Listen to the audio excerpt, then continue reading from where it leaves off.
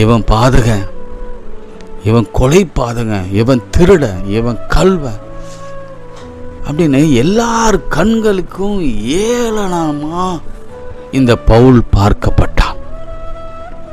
நான் அதுதான் யோசிக்கிறேன். இன்னைக்கு நம்முடைய நிலைமையும் அப்படிதான் இருக்கு. ஒரு விஷ பூச்சி கடிச்சு நம்ம வாழ்க்கையில் அப்படியே தொங்கி கொண்டிருக்கிறது. எல்லாரும் இப்போ யோசித்து கொண்டோம், இவன் எப்போ அழிவான், இவன் எப்போ சாவான், இவன் செய்த தப்பு, இவன் அப்பன் செய்த தப்பு, இவங்க பரம்பரை செய்த சாபம், இவன் விஷத்தில் சாக போகிறான், கொடுமையாக சாக போகிறான், அவன் வாழ்க்கையில் ஃபுல்லாக கஷ்டத்தை அனுபவித்து சாக போகிறான் என்று பலர் பார்க்கும்படியாக வைக்கிறார் என்று வைத்து கொள்ளுங்களேன். ஊர்ஜிதம் படுத்தி கொள்ளுங்க. நான் இவ்வளோ நேரம் நெகட்டிவாக பேசினேன். காரணம் என்னென்னா, எல்லாரும் அப்படி தான் இருக்கிறோம், என் உட்பட. எப்பொழுதும் நான் பாசிட்டிவான ஒரு காரியத்தை சொல்கிறேன். ஏன் அதை அனுமதித்தாருன்னா, அந்த கடைசி நிமிடத்தை ஏன் அனுமதித்தார் என்று சொன்னால், எல்லாருடைய பார்வைக்கும் ஏன் நம்மை அவமான சின்னமாக வைத்தார் என்று சொன்னால், பாருங்கள், அவன் அந்த பூச்சியை தீரை உதறி போட்டு ஒரு தீங்கும் அடையாமல் இருந்தான்.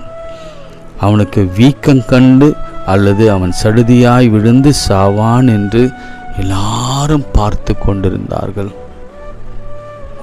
எல்லாருடைய பார்வை என்ன வந்தது தெரியுமா? எப்போ சாவான் அப்படின்னு பார்த்து கொண்டிருந்தாங்க. இன்னைக்கு நம்முடைய வாழ்க்கையில் கூட அப்படிதானே? எப்போ இவங்களுக்கு எப்போ நல்லதே நடக்கக்கூடாது நம்ம ஜனங்க பொறுத்த வரைக்கும் யாருக்காவது ஒருத்தருக்கு நல்லது நடந்தால் ரொம்ப பொறாமப்படுவாங்கள்ல.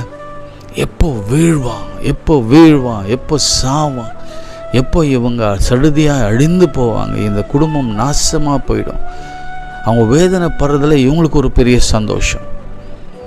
வேதனைப்படுத்தி சந்தோஷப்படுகிற ஜனங்கள் மத்தியில் நம்ம வாழ்ந்து கொண்டிருக்கிறோம் அப்படின்னு பார்த்து கொண்டிருந்தாங்களாம். நெடுநேரமாய் பார்த்து கொண்டிருந்தாங்களாம். ஜனங்க ரொம்ப நேரம் பார்த்து கொண்டிருக்கிறாங்க. எப்போ சாவான், ஒரு சேதமும் அவனுக்கு வராததை கண்டு வேறு சிந்தையாய் இவன் தேவன் என்று சொல்லிக் கொண்டார்கள். ஆமென் சொல்லுங்க.